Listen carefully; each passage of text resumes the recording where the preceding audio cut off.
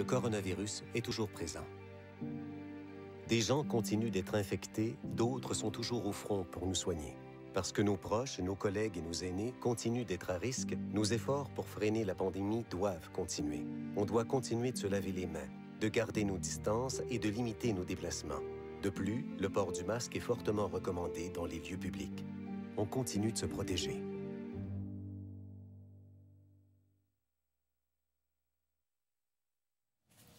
Dans quelques instants, donc, conférence de presse à Montréal, à la Place des Arts du premier ministre François Legault. Il sera accompagné par le maire de Montréal, Sébastien, parce que la situation... le maire de Montréal, pardonnez-moi, le maire de Laval, parce que la situation à Laval est inquiétante aussi. C'est beaucoup, il faut dire, là, parce que les gens se demandent, mais pourquoi, qu'est-ce qui arrive à Laval? Même chose qu'à Montréal, c'est la concentration de cas dans un certain nombre de CHSLD qui fait exploser les chiffres. Oui, il y a des fois des gens qui reviennent à la maison, qui contaminent leurs proches. Donc, c'est ça, comme ça que la contamination se fait. Ah, ils sont déjà là. Ben, on va les écouter. On se reparle tout de suite après. Du directeur national de santé publique, M. Horacio Arruda, du maire de Laval, M. Marc Demers, et du directeur régional de santé publique de Laval, M. Jean-Pierre Trépanier. Monsieur le Premier ministre, à vous la parole. Oui. Bonjour tout le monde. Est-ce que ça fonctionne? Oui. Correct, M. Arruda? Oui. Oui. Donc, écoutez, d'abord, le masque que je porte est envoyé par Shea Weber. Je peux vous dire qu'il n'est pas rancunier parce qu'en janvier dernier, j'avais proposé de l'échanger. Il m'a quand même envoyé un masque. Et je veux quand même en profiter pour dire, si les Canadiens font les séries, que malheureusement, on ne pourra pas avoir de parade cet été. Donc, je voulais juste être bien sûr là-dessus. Mais on ne travaille pas très fort sur un scénario B. Je voulais vous dire aussi que le masque du Canadien a été fabriqué par Image Folie, une entreprise de la Rive-Sud. Et Marc va aimer ça, le tissu vient de Laval. Donc, j'en profite pour saluer les invités qui sont avec moi aujourd'hui. D'abord, député de Sainte-Rose, Christopher Skeet, qui est aussi mon adjoint parlementaire, Dr Arruda, Marc Demers, donc Marc, le maire de Laval, et le Dr Trépanier, qui est de la santé publique de Laval. Bon, vous le savez, Laval, c'était une des zones les plus touchées durant la crise.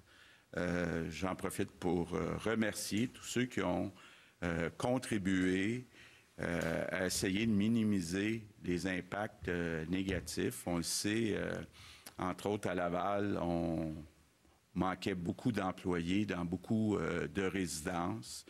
Encore aujourd'hui, on a du personnel de remplacement qui n'est pas nécessairement à temps plein. Puis, je veux profiter de l'occasion pour remercier Marc pour le travail de la Ville de Laval. La Ville de Laval a rapidement fourni beaucoup de locaux pour avoir, entre autres, des lits de transition.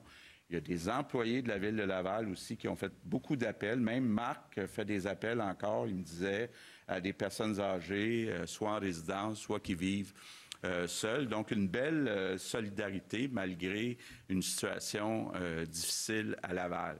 Comme je l'avais dit il y a quelques jours aussi, on a envoyé 250 000 masques à Laval. Puis, évidemment, le 6 millions qu'on a annoncé pour les sociétés de transport de la CMM, il y a une partie qui va aller à la STL. C'est important, je le répète, de porter un masque dans les sociétés de transport. Avec la réouverture des commerces lundi prochain, il va y avoir plus de personnes dans nos autobus, dans nos métros. Donc, très important de porter le masque. C'est important aussi, puis on a eu la chance d'avoir une bonne rencontre ce matin, puis la ministre des Affaires municipales, André Laforêt, travaille sur le dossier de voir comment on peut aider aussi financièrement les municipalités. Parce que vous pouvez comprendre, par exemple, qu'il y a eu des pertes de revenus importantes à la Société de transport de Laval. Donc, il y a un déficit qui se creuse jour après jour, semaine après semaine. Donc, j'ai quand même rassuré Marc. Là, on est en train de regarder ce dossier-là. On en parle aussi avec le gouvernement fédéral qui nous disait qu'ils veulent aider les municipalités. Je pense que c'est important qu'on le fasse de façon coordonnée avec le gouvernement du Québec et puis, entre autres, les sociétés de transport. Bien oui, il y a du travail à faire de ce côté-là. Bilan de la dernière journée, 82 décès, donc un total de 3800. Donc, j'offre mes condoléances à toutes les familles des victimes. C'est important, quand on regarde le chiffre, de quand même préciser, il y a 25 des 82 décès qui sont des décès qui datent de plus de 5 jours. Donc, ce n'est pas des décès là, des derniers jours. Concernant le nombre de cas testés positifs, on est rendu à 45 495. C'est une augmentation de 720. C'est important de rappeler que parmi ces 45 000, il y en a au moins 13 300 qui sont guéris. Concernant maintenant les hospitalisations, on est rendu à 1504 personnes hospitalisées, donc une baisse de 41 depuis hier, puis depuis une semaine, ça se trouve être une baisse de 124, donc quand même significatif. Dans les soins intensifs, 176 personnes, diminution de 7, diminution de 14 depuis une semaine.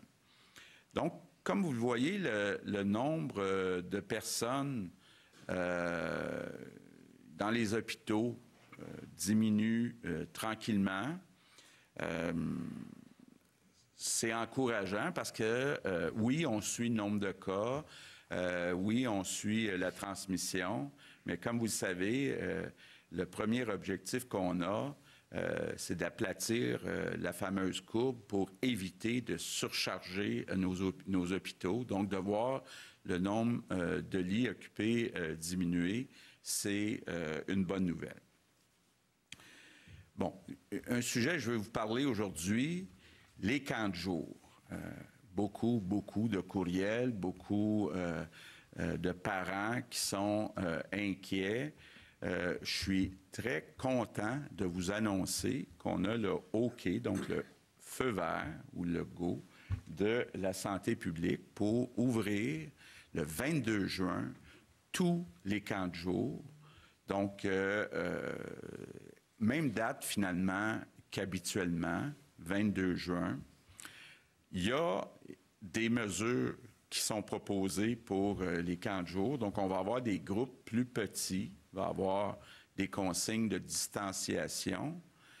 Ce que ça veut dire, c'est que là, on a un gros défi de recrutement de moniteurs et de monitrices. On va avoir besoin de plus de moniteurs et de monitrices pour aller travailler avec les enfants.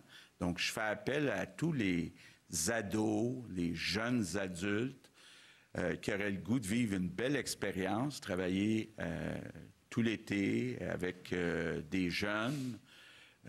J'ai commencé dans mon entourage, entre autres Marguerite et Julien m'ont dit que si je nommais leur nom, qu'ils travailleraient cet été comme moniteur, monitrice, au lieu de recevoir la PCU. Donc, j'espère que ça va inspirer d'autres jeunes de s'inscrire. Là. Je fais vraiment un appel. Là. C'est important. On a des jeunes qui ne sont pas allés à l'école pendant un certain nombre de mois. On a besoin, les enfants ont besoin d'abord de se voir entre eux autres, mais aussi de bouger. Ça nous prend des moniteurs, des monitrices. Là. Donc, je lance un appel à tous les jeunes. Mes remerciements du jour, bien, je profite de la présence de Marc pour remercier tous les maires, toutes les mairesses, préfets, préfètes aussi, dans toutes les régions du Québec. Ça a été, jusqu'à présent, là, 10 semaines vraiment intenses. Et puis, je sais que plusieurs d'entre vous, vous avez travaillé 7 jours sur 7 à essayer d'aider amener avec vous des bénévoles. Donc, je veux vraiment dire merci à tous les politiques dans les municipalités et tous les employés aussi des municipalités au Québec. Je termine en vous disant aussi que, vous savez, la crise n'est pas terminée. C'est encore difficile. Il y a encore beaucoup d'ajustements à faire. Tout n'est pas parfait. Je vois certains qui critiquent, là. Moi, je vous demande d'être indulgents. On vit une crise. Si je parle, par exemple, des CHSLD, bien, il y avait, avant la crise, on l'a dit souvent, des milliers de postes qui n'étaient pas comblés. C'est ajouté à ça des gens qui sont absents et on a des gens qui sont venus remplacer. Déjà, on avait beaucoup de temps partiel, mais là, on a des gens qui n'ont pas l'habitude, pas toutes les qualifications, ils font leur possible. Et donc, je demande à tous les Québécois de bien comprendre qu'on n'est pas dans une situation normale, puis d'être indulgents, de travailler en équipe, d'essayer de travailler sur des solutions au lieu de travailler sur des problèmes. Puis, c'est en équipe. Hein? Le Canadien, là, une équipe, ça doit travailler ensemble. Et c'est le bon moment de montrer que les Québécois sont capables de travailler ensemble. Puis si on travaille en équipe, bien, on va la gagner, la partie. On va la gagner, la partie contre ce virus. Donc, je compte sur tous les Québécois. Merci beaucoup. Few words in English. Quelques mots en anglais. Bonjour. Ce matin, j'ai eu une bonne rencontre avec le maire de Laval. La situation s'améliore à Laval, mais il nous faut demeurer vigilants. Une des façons de ce faire, c'est en portant un masque en public, en transport collectif. Surtout, c'est pourquoi nous avons offert 250 000 masques à Laval, justement pour l'usage dans les transports en commun. Nous finançons également l'approvisionnement de la ville. Beaucoup de gens se préoccupent des camps de jour pour les enfants. Je suis content de pouvoir vous annoncer que les autorités sanitaires du Québec nous ont donné le feu vert pour la réouverture des camps de jour le 22 juin. Bien sûr, ce sera avec les règles de distanciation, mais il est très important pour les enfants de jouer dehors, de jouer ensemble. Et j'encourage les adolescents et les jeunes adultes de devenir des moniteurs et des monitrices. Les villes en cherchent davantage et c'est une très belle expérience estivale. Donc, nous continuons de déconfiner graduellement, mais si jamais nous avons une flambée de nouveaux cas, il va falloir peut-être mettre la province sur pause. Personne n'en veut d'une pause. Et la meilleure façon de l'éviter, c'est de respecter les instructions sanitaires. Pour gagner ce combat, il nous faut jouer comme une seule équipe. Je compte sur vous tous et toutes. Merci. Sur ce, je passe la parole au maire de Laval. Marc, c'est à toi. Merci. Alors, bonjour à tous. Mes salutations, Monsieur le Premier ministre, Dr. Arruda, à mon collègue Christopher Skeet et évidemment Dr. Trépanier, directeur de la santé publique à Laval. En date d'hier, 4 950 personnes sont confirmées à Laval avec un diagnostic, dont 475 décès. Alors, permettez-moi d'offrir mes plus sincères condoléances aux familles et aux proches des personnes disparues. Je tiens à vous dire merci, Monsieur le Premier ministre. Un merci très sincère pour les 250 000 masques qui seront mis à la disposition des citoyens de Laval. Nos équipes sont à l'œuvre pour établir un plan de distribution de ces masques-là en collaboration avec les organismes communautaires pour venir en aide à la population la plus vulnérable de Laval. Lundi prochain, nous amorçons la première phase du déconfinement à Laval. Plusieurs commerces ouvriront leurs portes. S'il est capital d'encourager nos marchands et nos entreprises locales, il est tout aussi important de continuer à respecter l'ensemble des consignes. La pandémie nous a frappés de plein fouet et a créé un défi humanitaire, un défi sanitaire et économique. À Laval, notre solidarité a permis de créer au cours des dernières années une collectivité animée, solidaire, une économie forte et des finances saines. Je suis persuadé que cette même solidarité est essentielle pour affronter la présente pandémie. C'est ce qui nous permettra d'assurer notre plein rétablissement et de réussir notre relance économique. Je profite aussi de l'occasion pour dire aux Lavallois qui ont eu un diagnostic, s'ils désirent participer aux recherches du docteur Tardif, d'aller dans tous les centres de dépistage, c'est affiché, mais vous pouvez aller sur colcoronet.net pour y apposer votre nom et participer à cette recherche qui, nous l'espérons, pourra être un gage de succès pour trouver des solutions à cette pandémie. Alors, merci de votre attention. Merci. Député, la période de questions, il y a des micros prévus à cet effet. On va, s'il vous plaît, limiter à une question par journaliste pour vous laisser la chance à tous vos collègues. Première question, Yves Poirier, TVA Nouvelles. Bonjour à tous. Je voulais vous demander sur les camps de jour, évidemment, beaucoup d'attentes des parents. Monsieur Legault, est-ce que vous avez des données ou des précisions sur le ratio, par exemple, d'enfants? Il y a beaucoup de questions à cet égard, justement, versus les CPE également. Qu'est-ce que vous pouvez dire, justement, pour les camps de jour en matière de ratio d'enfants par moniteur? Comment ça va fonctionner concrètement et précisément? Écoutez, je n'ai pas le chiffre exact. Si vous m'excuserez de ne pas l'avoir, je vais m'organiser pour vous le communiquer dès que quelqu'un peut me l'envoyer ici. Ce qui est clair, c'est ce qui a été fait, c'est pour essayer de s'assurer qu'il y ait moins de groupes gros, moins d'enfants qui vont être en compte. Ils vont pouvoir rester dans une bulle entre eux, là, mais dans le fond, c'est comme si, moi, grossièrement, c'est à peu près la moitié d'enfants par moniteur, si je me souviens bien. Mais comme les travaux ont cours au point de vue opérationnel, je ne veux pas vous donner de mauvaises informations, mais dans les faits, le principe, c'est de s'assurer à ce qu'il y ait moins d'enfants par petits groupes, d'où l'importance d'avoir plus de moniteurs, ce qui va permettre, à mon avis, de diminuer l'impact de transmission dans ces camps-là. Il faut par contre comprendre que le virus circule. Les jeunes sont quand même des gens qui s'en sortent relativement bien.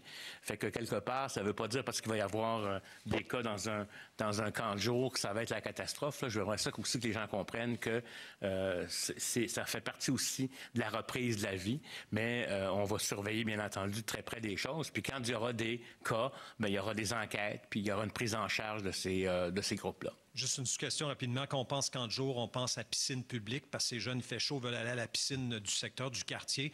Il n'y a pas d'ouverture prévue encore pour les piscines publiques. Qu'est-ce que vous nous annoncez, M. le Premier ministre? Là? Ça s'en vient. Ça s'en vient.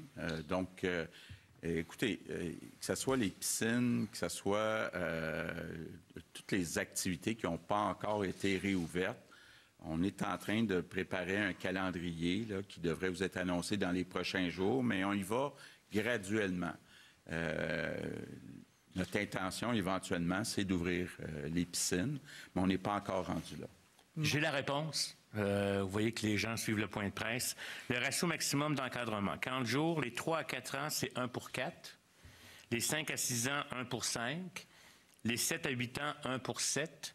Puis les autres de 9 à 11, 12, 14, 15, 17, c'est 1 pour 10. Le chiffre 10, là, c'est un peu le chiffre qui est retenu dans pas mal d'éléments. Vous avez vu hier qu'on a annoncé les rassemblements à l'extérieur dans les maisons privées à 10. C'est fait. Mais pour les plus petits, compte tenu que ça prend plus de moniteurs, pour les plus petits, c'est 1 à 4, 1 à 5, 1 à 7. Marco Bellarcino, Le Devoir. Oui, bonjour à tous. Monsieur le Premier ministre, qui visiez-vous en disant que certains passent leur temps à chercher des problèmes plutôt que des solutions? Et c'est quoi les risques de voir les Québécois ne pas jouer en équipe au cours des prochaines semaines? Non, je ne disais pas personne en particulier, mais bon, j'entends des critiques, là.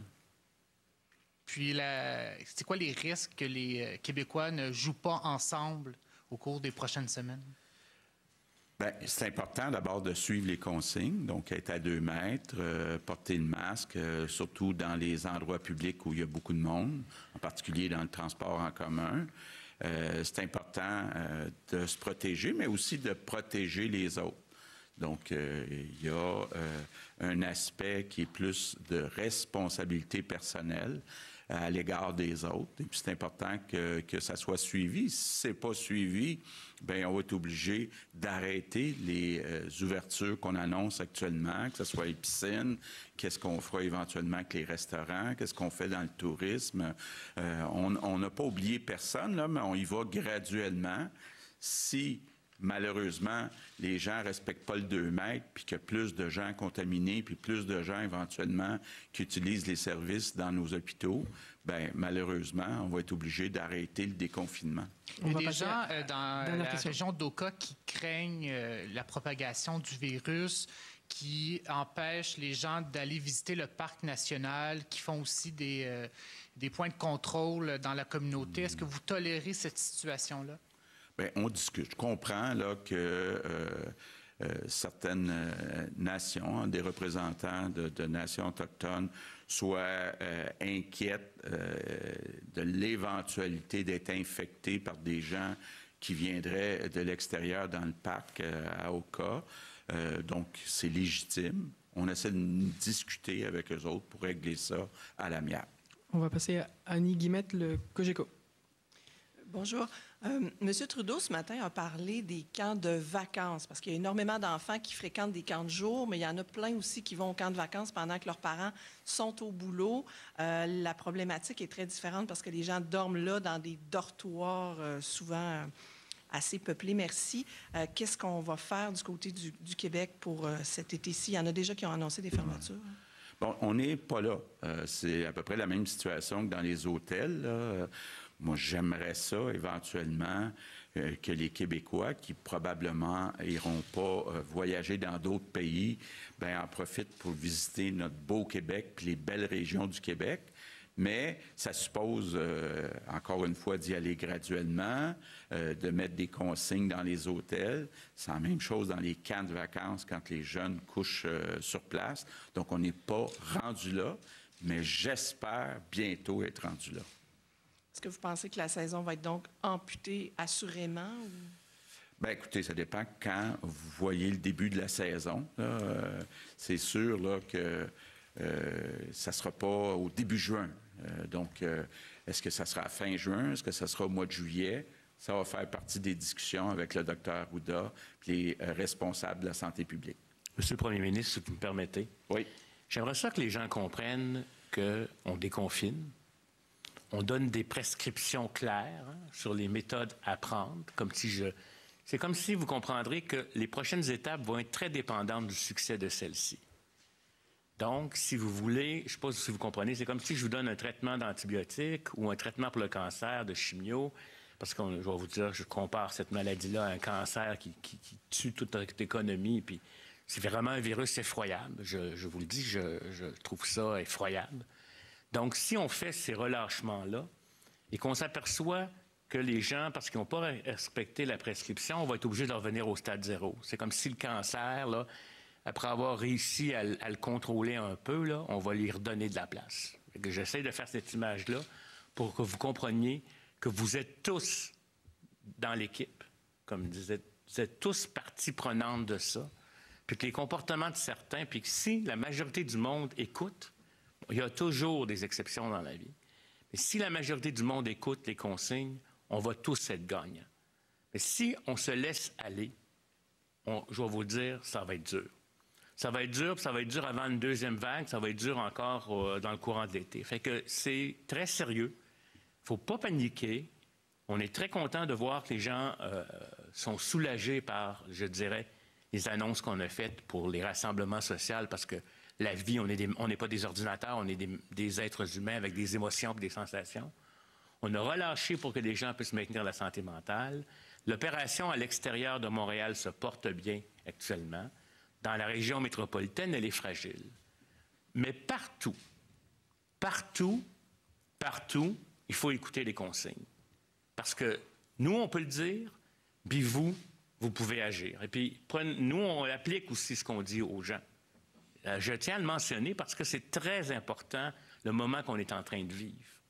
Si ça devient La libération totale, je vais vous dire, on va s'emprisonner au total encore bientôt. Et je pense que ce ne serait pas agréable d'avoir à se réemprisonner avant le 24 juin parce qu'on n'a pas respecté les éléments, parce que notre système de soins est débordé, puis parce qu'on n'a pas collaboré non plus avec les enquêtes qui ont lieu. Je trouve ça important de marquer le point ici, là.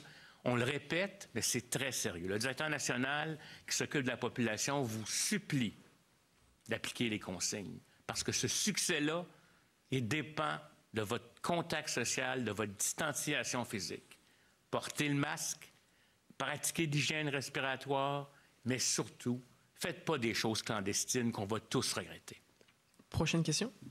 Oui, bonjour. Hugo Duchesne, Journal de Montréal. Monsieur Legault, pourquoi avoir retiré le scénario de l'école à distance pour la prochaine rentrée en septembre? Ça avait été évoqué la semaine dernière par le ministre Roberge. Est-ce que c'est la grogne que ça a soulevé qui vous a fait changer d'idée à ce sujet-là? Non, absolument pas. Moi, j'ai toujours souhaité que les écoles puissent réouvrir le plus rapidement possible parce que il y a des impacts négatifs importants de ne pas réouvrir les écoles. Je comprends qu'il y a des impacts négatifs de les réouvrir aussi dans le cadre d'une pandémie, mais le fait que des jeunes ne puissent pas voir leurs amis, ne puissent pas vivre une vie normale, c'est vraiment pas souhaitable. Puis compte tenu de où on est rendu dans la pandémie, je pense qu'on peut, si on respecte les consignes, avoir bon espoir que tous les étudiants vont pouvoir physiquement être à l'école, au cégep, à l'université, à la rentrée au mois de septembre, puis c'est ce qu'il faut viser. Docteur Arruda, pouvez-vous expliquer qu'est-ce qui donne le feu vert? C'est quoi les facteurs que vous regardez? Qu'est-ce qui explique que vous donnez le feu vert au camp de jour? Bien, premièrement, il faut comprendre que les camps de jour, c'est un endroit... Premièrement, c'est un équilibre, hein? On regroupe une population de gens qui sont jeunes. Premièrement, des jeunes enfants. Les moniteurs, habituellement, ne sont pas dans les groupes à risque, puis habituellement, les moniteurs sont assez en forme et en santé. C'est la première des choses. Donc, si jamais il y avait de la transmission, l'impact de cette transmission-là serait minimal pour les individus comme tels. Bon, est-ce qu'ils pourraient transmettre la maladie à d'autres, etc.? C'est toujours possible, mais on le sait qu'on va avoir de la circulation du virus. Les enfants qui sont dans les camps de jour ou les moniteurs qui font la maladie, qui auront des symptômes, seront investigués. On va s'organiser pour qu'au pourtour de ces personnes-là, il n'y ait pas de transmission, qu'on puisse isoler des personnes, s'assurer que les gens ne soient pas en contact avec des personnes âgées, etc. C'est comme un peu la reprise normale. C'est comme si on avait comme on aurait ouvert les écoles aussi en périphérie, là. Et puis là, il faut balancer aussi. Quel est l'impact chez les enfants de ne pas avoir de vie sociale du tout? C'est bien là, de faire des soupers entre amis pour adultes, mais les enfants n'ont pas de lieu pour être capables de réapprendre à socialiser. Et ça fait partie des apprentissages d'un citoyen comme tel. Donc, c'est pour ça qu'on le fait avec monitoring de la situation. C'est pas un fact... Puis avec des mesures aussi, on diminue la probabilité de transmission.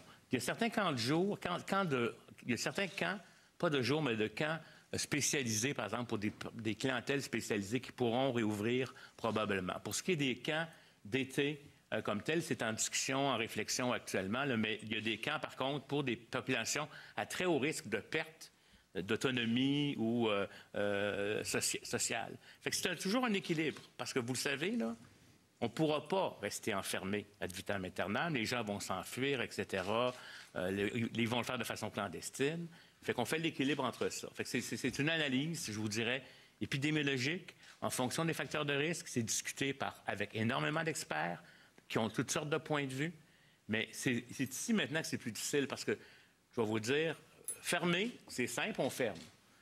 Réouvrir, c'est à quelle vitesse on va, puis comment on monitore, mais c'est monitorer, mesure, monitorer, mesure, monitorer, mesure. Donc, c'est pour ça qu'on le fait. Prochaine question, la presse canadienne. Oui, bonjour à tous. Stéphanie Marin de la presse canadienne. Monsieur le Premier ministre, on vient de vous entendre lancer un appel aux adolescents pour être moniteurs dans les camps de jour.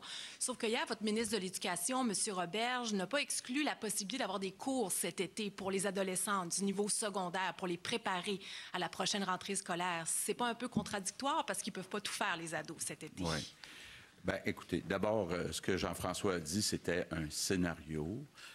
Déjà, Jean-François a dit, là, il n'est pas question de prolonger l'année scolaire ou de la commencer plutôt là, de façon généralisée. Maintenant, je l'ai dit souvent, il y a 20-25 des enfants qui ont des difficultés d'apprentissage. Il y en a parmi ceux-là qui ne sont pas allés à l'école depuis 2 mois et demi, qui donc vont avoir une longue période. Est-ce qu'on peut les aider durant l'été à faire un petit peu de rattrapage, un petit peu d'exercice? Ça fait partie des scénarios qu'on regarde, mais ça ne serait pas de façon généralisée. D'accord. Puis, M. Arruda venait de mentionner que chaque étape se bâtit sur le succès de la précédente.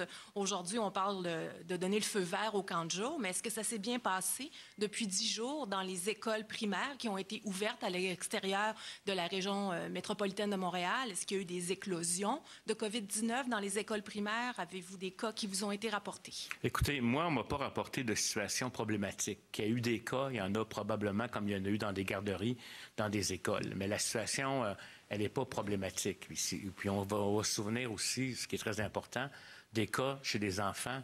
Heureusement, pour la majorité, ça passe pour un rhume banal ou rien de préoccupant. Moi, à ma connaissance, en tout cas, puis ça se peut que je ne sois pas au fait de tout, parce qu'il se passe beaucoup de choses, mais on ne m'a pas rapporté. S'il y aurait eu, par exemple, un professeur ou un enfant qui serait retrouvé hospitalisé ou aux soins intensifs, j'en aurais entendu parler, j'en suis convaincu. Mais l'expérience à l'extérieur de Montréal, tout comme attendu, compte tenu des situations, de la circulation présente, il va en avoir de la circulation, puis elle va continuer, parce que c'est pas parce qu'ils sont moins à risque puis qu'ils sont en déclinaison qu'il n'y a pas des cas dans la communauté. Il y a eu des cas un peu partout au Québec, aux Îles-de-la-Madeleine, en Gaspésie, il y en a encore dans le Bas-Saint-Laurent. C'est pas seulement des transmissions de Montréal vers là-bas, c'est que le virus est présent. Mais plus on ralentit les contacts sociaux, plus on évite d'exposer des personnes âgées aussi. Quand on ouvre une école, c'est pas nécessairement... On a pris des professeurs qui sont habituellement en bon état de santé, etc. Moi, on ne m'a pas rapporté de phénomène. Donc ça, c'est encourageant en termes d'éléments. À Montréal, 1, il y a une plus grande densité de population. 2, il y a plus sortes de groupes d'individus qui peuvent comprendre ou pas les consignes. Le défi est plus grand. Et quand je parle de Montréal, je parle de la communauté Montréal métropolitain. Je m'excuse pour Laval. Là, moi, je demeure à Sainte-Thérèse, à Rive-Nord. Fait que je fais partie de ça, parce qu'on a souvent tendance à dire Montréal métropolitain, parce qu'on est ici dans Montréal métropolitain. Bien, là, le risque est plus grand parce que la fragilité du système, là, aéro, là, il est un petit peu en bas d'1, mais il peut facilement monter en bas d'1. Ça veut dire que chaque personne peut en infecter plus qu'une. Puis quand vous chacun personne en infecte 2, par exemple, ça va en infecter 2. Puis plus on est dense, plus on est proche, plus il y a de risques. C'est pour ça qu'il faut être beaucoup plus prudent dans la région métropolitaine, mais il faut être prudent partout. Même à Québec, si on se met à partir, bien, comme il y a du virus chez certaines personnes, même des asymptomatiques, ça peut se faire. Donc, étape par étape, effectivement. Analyse par analyse. Puis les directeurs de santé publique aussi regardent clairement ce qui se passe sur leur territoire. Tel quartier, tel quartier, tel quartier. Je peux vous dire, j'ai parlé avec Jean-François Roberge, le ministre de l'Éducation, hier, puis il me disait là, que c'était au-delà de toutes nos attentes, comment ça a bien été. Donc, c'était un vrai succès. On s'attendait à ce que ça soit peut-être difficile à certains endroits, mais ça s'est très bien passé. Donc, c'est encourageant pour le mois de septembre. Puis à la fois, les parents, si vous me permettez, puis les enfants étaient heureux. Ça vous démontre l'aspect santé mentale, psychologique des parents. C'était comme une délivrance de pouvoir être un peu plus libéré du rôle de parent continuellement, tout en étant responsable. C'est pas ça, là, mais c'est parce que c'était comme un enjeu. Puis les enfants étaient tellement heureux de revoir leurs amis. On va prendre la prochaine question. Le temps file. Kathleen Lévesque, La Presse. Bonjour. Bonjour. Monsieur le Premier ministre, je vais vous parler d'argent puisque vous parlez de camp de jour. Quand on a fait appel aux jeunes pour qu'ils viennent être embauchés, là, travailler donc dans les camps de jour, plus de moniteurs, ça coûte plus d'argent. C'est souvent les municipalités. Monsieur Demers pourrait le confirmer. C'est les municipalités qui, en général, assument une large part de ces coûts-là. Qu'est-ce que votre gouvernement va faire? Oui, bien, écoutez, on est en train de le regarder, mais effectivement, il y a plusieurs maires qui nous ont dit on a 2 défis devant nous. Un, ça nous prend plus de moniteurs et de monitrices parce que les groupes sont plus petits. 2, on a un compétiteur qui s'appelle la PCU. qui fait qu'on est payé pour rester à la maison. Donc, pour l'instant, on n'exclut rien, mais c'est possible que le gouvernement du Québec doive aider les municipalités pour s'assurer que tous les enfants qui veulent aller à un camp de jour puissent y aller. Donc, c'est regardé actuellement par la ministre des Affaires municipales avec l'ensemble des municipalités. Est-ce qu'on a déjà une estimation d'un coût supplémentaire? Non, on travaille là-dessus. Sinon, vous travaillez sur... Est-ce que vous avez une estimation de ce que pourrait coûter une aide supplémentaire aux municipalités? Pas encore. Mathieu Bellumeur, Radio-Canada. Je vais rebondir là-dessus. Est-ce que vous avez une estimation des municipalités qui vont être capables d'offrir des camps de jour dans ces conditions-là, du nombre de moniteurs? Est-ce qu'on doit doubler le nombre de moniteurs? Avez-vous... c'est à peu près ça. Il faudrait comme doubler le nombre de moniteurs. Donc, c'est un grand défi. C'est un grand défi. C'est pour ça que je lance un appel aujourd'hui. Je sais que d'un certain côté, on a un taux de chômage qui est plus élevé qu'à l'habitude, beaucoup plus élevé qu'à l'habitude. Donc, il y a des personnes qui sont disponibles, incluant chez les ados et chez les jeunes adultes. Il y a la PCU là, qui peut-être est un peu incitative à rester à la maison. Donc, il y a un défi. Il y a un défi. Je ne dis pas qu'on va être capable de combler tous les postes de moniteurs, monitrices. C'est une des raisons pourquoi je lance un appel spécial aujourd'hui. Il y a le président de l'Association canadienne qui représente la santé publique. Il dit que le système de santé va trop rapidement au Canada pour déconfiner, s'inquiète d'une éventuelle deuxième vague, qu'on n'ait pas tout ce qu'il faut pour faire face à une deuxième vague. Est-ce qu'on prépare cette deuxième vague-là en même temps qu'on déconfine? Parce que c'est pas impossible qu'il y en ait. Oui, cet après-midi, vous savez que j'ai rencontré les PDG des 6 de la grande région de Montréal. Cet après-midi, j'ai une rencontre juste avec le PDG du 6 de Laval à Laval. L'idée, c'est justement de préparer la suite des choses. Le grand défi qu'on a, c'est un défi de personnel. On le sait, puis je l'ai dit souvent, là, si on prend, par exemple, vous voulez avoir un chiffre, là, le budget de la santé pour l'année 2019-2020, donc pour l'année finissant le 31 mars 2020, il y a plus de 500 millions de dollars qui n'ont pas été dépensés par le ministère de la Santé. Ça veut dire quoi? Ça veut dire concrètement, il y a des milliers de postes qu'on a affichés pour améliorer les services dans les CHSLD, dans les soins à domicile, dans les hôpitaux, des postes qu'on n'a pas réussi à combler. C'est là qu'est venu notre grand problème, c'est qu'on est entré dans la crise avec déjà des milliers de postes de pas comblés dans le réseau de la santé. C'est ajouté tout l'absentéisme. Il y avait déjà un problème aussi où la moitié des employés du réseau de la santé travaillent à temps partiel. Donc, quand on dit, par exemple, qu'on souhaite avoir une continuité dans un CHSLD, des équipes dédiées, c'est beaucoup plus difficile d'avoir des équipes dédiées quand on a beaucoup de temps partiel.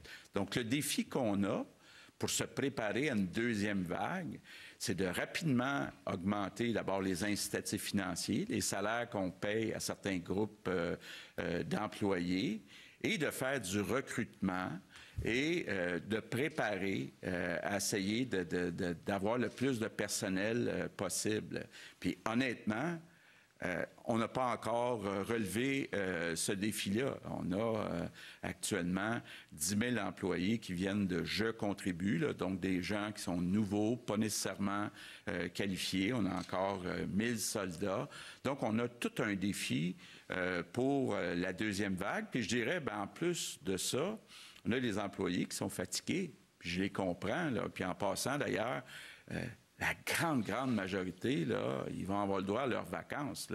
Il y a des cas, là, c'est du gros bon sens, où dans une zone chaude, dans les quelques zones chaudes qui restent, c'est sûr que c'est pas l'idéal de prendre des vacances demain matin, mais on espère dans quelques semaines que même dans les zones chaudes, on va pouvoir donner des vacances. Puis déjà, 90% et plus des personnes vont pouvoir prendre leurs vacances de façon régulière. Mais s'il arrive une deuxième vague, est-ce qu'on est prêt? Bien, pas encore. Là. Il faut vraiment travailler fort à attirer du personnel, attirer, entre autres, beaucoup de préposés aux bénéficiaires, des infirmières à temps plein, des infirmières auxiliaires à temps plein. Donc, il y a encore beaucoup de travail à faire. On va passer en anglais. Rob Lurie, de CTV. Bonjour, M. Legault. Comment allez-vous? Je vais bien, merci. Pourquoi est-ce important que nous ouvrions des camps de jour et sommes-nous préoccupés que cela et des mesures telles que la permission des rassemblements extérieurs, est-ce que cela ne pourrait pas mener à une augmentation du taux d'infection? Réponse. Il nous faut être prudents. C'est pourquoi nous procédons de façon graduelle. On n'ouvre pas les restaurants, on n'ouvre pas le Centre Bell à Montréal et pas plus à Montréal avec le Rocket. Donc, il est important que les gens restent à 2 mètres les uns des autres, qu'ils portent un masque quand ils se rapprochent des autres. Donc, il est très important que nous continuions d'être maîtres de la situation, surtout du nombre de personnes dans nos hôpitaux. Je suis content de voir qu'on a 100 personnes de moins dans les hôpitaux comparé à la situation qui prévalait il y a une semaine. Mais il ne faudrait pas que cette courbe fléchisse vers le haut. Question. Monsieur Arruda, pour les camps de jour, vous disiez auparavant qu'il est important que les camps de jour ouvrent. Pourriez-vous expliquer pourquoi en anglais, s'il vous plaît? Réponse. Oui, bien sûr. Vous devez comprendre que les camps de jour, c'est pour les jeunes. Les enfants et les moniteurs aussi, ce sont des jeunes. Donc, nous savons que ce virus en est un qui est terrible, mais il s'attaque surtout aux gens plus âgés et aussi ceux qui ont des maladies sous-jacentes. C'est vrai que cela peut frapper quelqu'un qui a 25 ou 45 ans, qui est en bonne santé, mais c'est rarissime. Les enfants doivent être déconfinés. On a vu des ouvertures pour les adultes, mais rien pour les enfants. Cela fait partie du développement.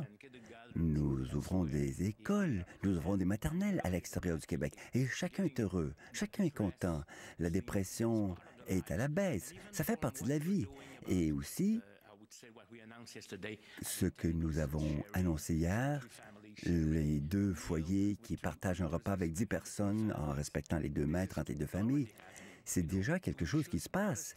Il faut comprendre que nous pourrions même dire que cela ne se passe pas, mais cela se passe. Et avec ces règles, nous aurons un meilleur effet que si c'était fait de façon clandestine, car au moins nous pourrons savoir qui s'est rendu où, et si c'est clandestin, les gens ne le diront pas, n'est-ce pas? Si jamais une enquête sur la localisation de cas.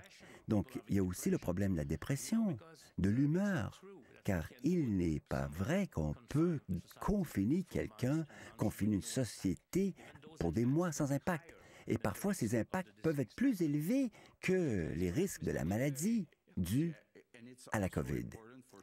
Complément de réponse. Il est également important pour les parents parce que c'est agréable d'être moniteur. Pendant une fin de semaine, jouer au tennis avec les enfants de 3, 4 ou 5 ans. Mais c'est différent quand ils ont 20 ans. C'est agréable pour un week-end, une fin de semaine. Mais pour certains parents, c'est important que les enfants partent de la maison pendant la semaine, vous savez. Question pour M. Demers. Pourriez-vous nous dire pourquoi la situation est si préoccupante à Laval? Qu'est-ce qui a mené au taux d'infection plus élevé là-bas? Réponse. Pour l'instant, je ne suis pas en mesure de répondre à votre question.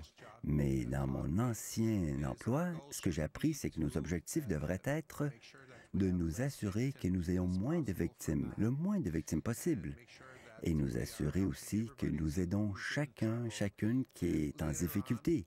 Et plus tard, nous allons essayer de comprendre pourquoi les choses se sont passées comme elles se sont passées, et si on a des chiffres qui seront comparables aux autres juridictions. J'étais policier et je m'occupais de bien des urgences pendant 30 ans. La première chose, c'est de s'assurer que chacun qui est blessé ou en difficulté ait fait l'objet de notre attention.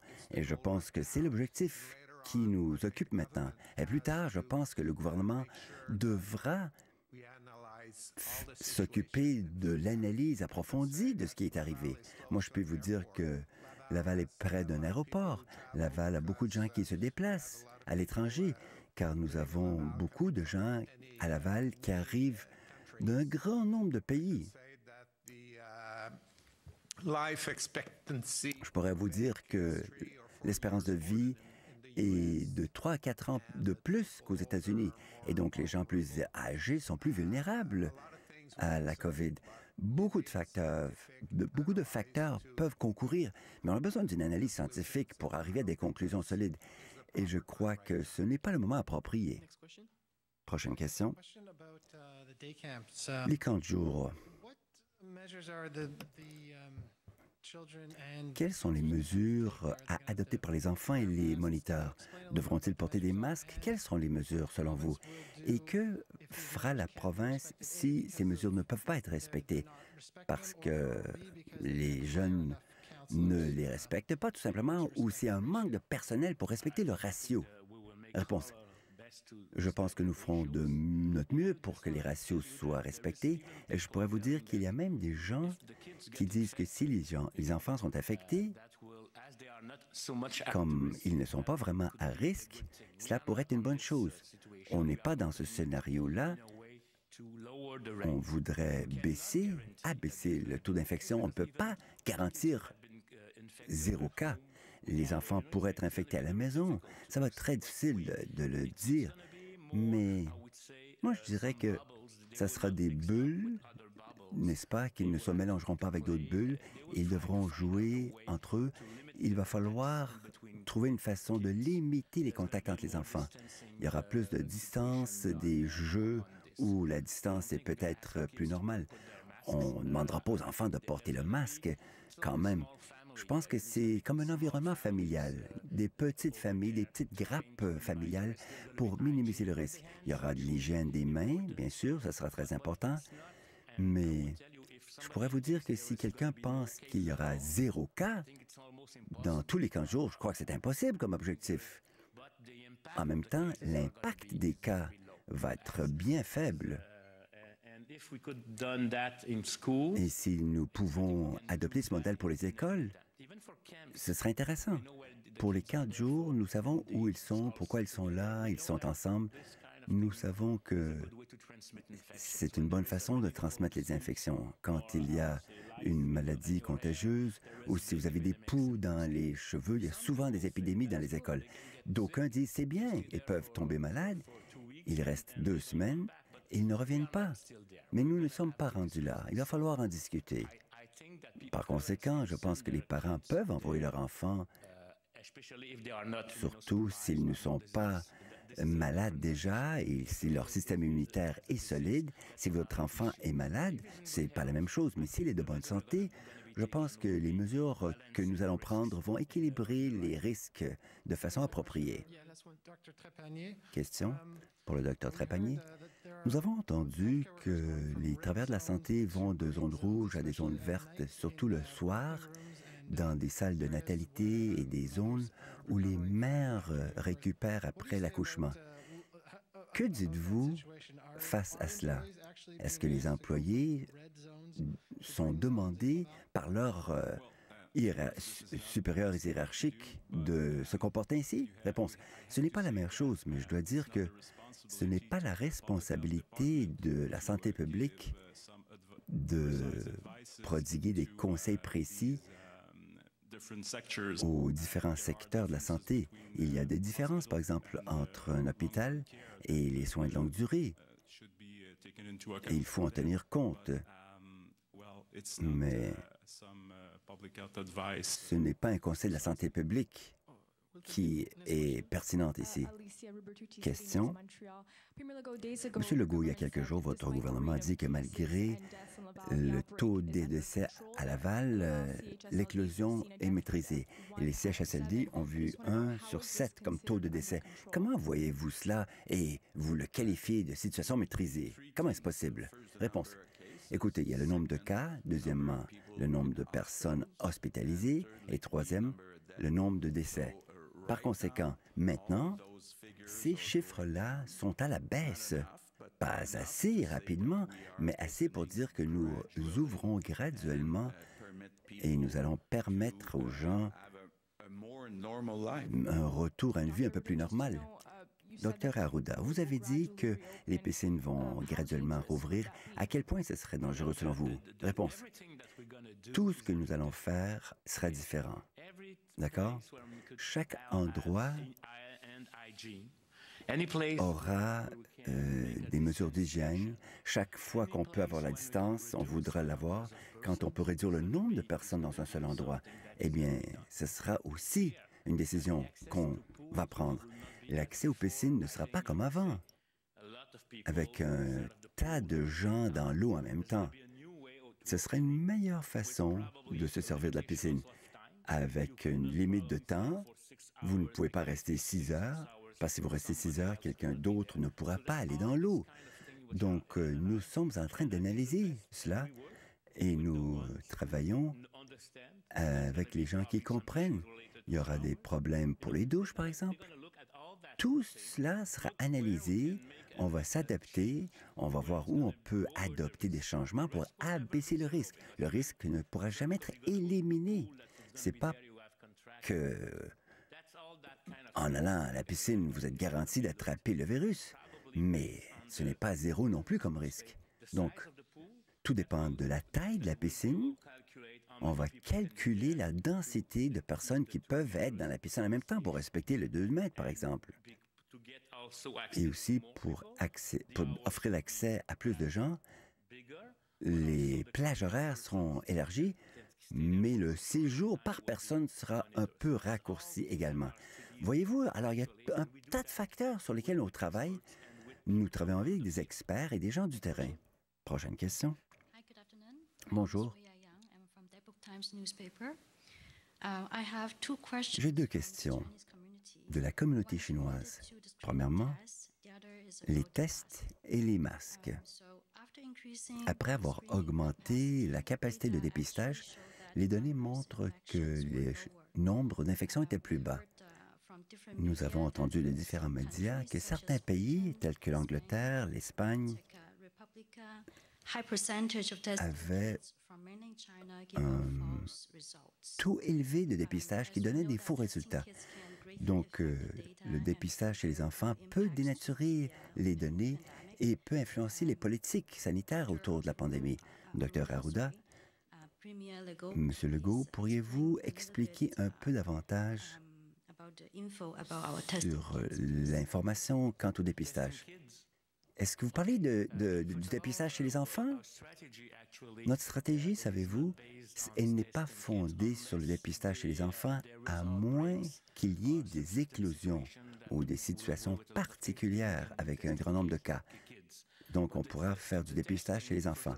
Mais le dépistage en soi, quand on compare nos résultats au Québec, comme à l'Angleterre ou même la Chine, il y a des technologies différentes. Il y a des tests qui ont des sensibilités différentes à la présence du virus, par exemple. Au Québec, on détecte beaucoup. Il est très sensible. Et donc, quand nous le faisons sur des gens qui sont malades, nous trouvons même des fragments de virus après qu'ils se soient rétablis. Donc, notre test est extrêmement sensible à la présence virale. Mais la réponse pour votre question, pour comprendre ce qui se passe, c'est les études sérologiques.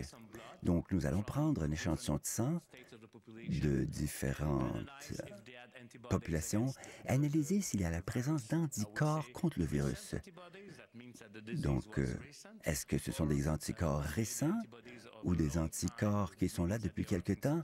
Et donc, par conséquent, cela fait une autre conclusion. C'est avec ce genre de renseignements que nous pourrons mieux comprendre la situation qui prévaut. Il y aura des études particulières qui seront effectuées pour mieux comprendre comment le test réagit avant les symptômes, pendant les symptômes et après. Donc, il y aura une multitude d'études qui seront effectuées ici au Québec en collaboration avec le gouvernement fédéral. Et le test, je pense, a été autorisé la semaine dernière, si je comprends bien, car des fois, j'ai un problème avec le temps. Je ne sais même plus quel jour on est, puisque je travaille sans arrêt. Mais ces études seront effectuées au mois de juin au Canada comme au Québec. Anthony Nerestan from CBC. Hello, everyone. My first question is regarding Ma première question, c'est sur les tests. Nous sommes en train d'assouplir les restrictions, mais nous n'avons pas atteint nos cibles de façon fiable quant aux tests. Nous n'avons pas 14 000 tests par jour. Alors comment expliquer la contradiction? Je vais offrir des éléments de réponse et je cède le micro après. Le jour avant-hier, le dernier chiffre que nous avions, nous étions à plus de 12 000 tests par jour. Je ne suis pas content, j'aimerais me rendre à 14 000 et j'espère que nous pourrons franchir ce seuil bientôt. En même temps, au moment où on se parle, nous sommes un des endroits au monde où nous procédons au plus grand nombre de tests. Plus que les États-Unis, plus que la France, plus que le Royaume-Uni. En fait, nous dépassons presque tous les pays. Mais c'est vrai que moi, j'aimerais qu'on atteigne 14 000. Il est important, car j'entends des gens dire que nous ne faisons pas ces tests. C'est pas tout à fait vrai. Nous faisons plus que 90 % des autres pays du monde. En même temps, moi, j'en veux plus. Et je veux que nous franchissions le seuil de 14 000 tests par jour. Et je suis un peu impatient à cet égard. À vous dire la vérité. Complément de réponse. Je pense que le premier ministre a raison d'être impatient, tout comme moi je le suis. Il y a bien des questions autour de la capacité. Il n'y a pas une seule raison. Mais nous augmentons la cadence et nous le ferons davantage. Et je sais que la docteur Tam, a dit qu'au Canada, c'est environ 60 000 tests qui seront utilisés. Nous avons eu déjà 13 000 une journée, mais nous voulons stabiliser le nombre par jour. Il y aura toujours des variations. C'est impossible d'être aux 14 à chaque jour. C'est de l'humain. Mais on voudra franchir. Et même ce 14 000 comme seuil, c'était il y a une semaine ou deux avant. Nous en avons davantage à planifier. Mais c'est une machinerie à roder, savez-vous. Et donc, il y a des gens qui se sont vus refuser. Ça dépend de l'interprétation de quels groupes sont plus à risque que d'autres. Et il y a aussi la séroépidémiologie qui va prêter main forte et nous aurons une meilleure compréhension de ce qui se passe au Québec. Parce que le test, c'est important pour trouver les cas et les gens qui sont symptomatiques ou asymptomatiques, mais la sérovirologie, ça, c'est vraiment un autre enjeu. On peut découvrir qui a été infecté il y a 1 mois, il y a 2 mois, il y a 3 mois. Dernière question. Il y a de plus en plus de gens qui demandent que les travailleurs de la ligne de front, qui sont également des demandeurs d'asile, puissent rester au Canada. Pourquoi ne vous prônez pas cette approche-là? Et qu'en pensez-vous vous-même sur le plan personnel? Réponse. Pour compléter sur les tests, donnez-moi une seconde, j'aimerais être bien compris. Le Québec est la province qui teste le plus. Plus que l'Ontario, plus que l'Alberta, plus que la Colombie-Britannique. Bien sûr, par habitant. Maintenant, quant aux demandeurs d'asile, il y a 2 sujets distincts. J'aimerais être bien compris. Je suis très content du travail qui est fait par certains d'entre eux dans nos résidences. Nous en avons besoin. Nous sommes chanceux de les avoir. Donc, c'est très bien. En même temps, le choix de devenir un immigrant, c'est une décision prise par le gouvernement fédéral. Ça, c'est le premier point. Deuxièmement, je comprends qu'il nous faut être prudents. On ne peut pas dire que les gens qui traversent la frontière à Roxane ou ailleurs à demander un statut d'immigrant, par exemple,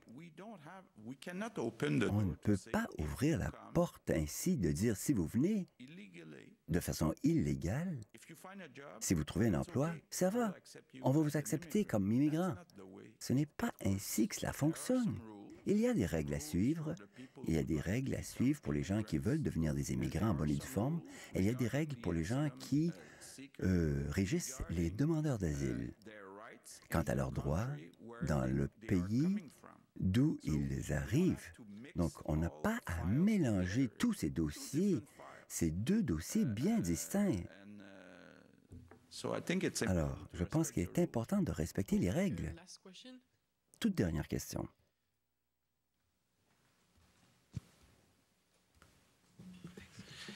Dan Spector from Bonjour. Global. So I just wanted to ask real quickly. Donc, rapidement, sur les masques, vous avez été très clair que c'est fortement recommandé, mais pas obligatoire. À Côte-Saint-Luc, à Montréal, ils veulent adopter un règlement municipal pour rendre obligatoire le masque dans les magasins et les espaces intérieurs. Qu'en pensez-vous? Réponse. Nous n'excluons pas de le rendre obligatoire partout, mais pour l'instant, avant tout, on veut s'assurer que ces masques... Nous disons au revoir aux gens de la première chaîne. Nous continuons sur RDI. À tout de suite. Nous voulons nous assurer d'avoir la possibilité d'acheter des masques pour en distribuer gratuitement aux gens qui ne peuvent pas, pour toutes sortes de raisons, acheter un masque.